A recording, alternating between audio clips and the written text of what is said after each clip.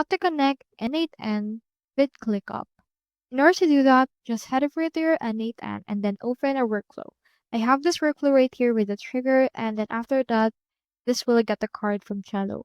Now this card, I want it copied directly onto my ClickUp. To do that, click onto this plus icon, click onto the search bar and search right here for ClickUp. You should be able to find it right here. Now, on this case, let's head over and choose right here this option or the action that we want added.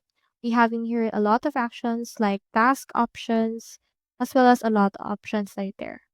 On my case, let's head over and create a task. And then this will open this window. For this, you can set it up according to your liking as well. You can input the name. For this one, I'll choose a name for the card right there. Now, once it's been added, click on this select credential so we can connect it on your n8n. Click on this create new. You can actually choose from two methods.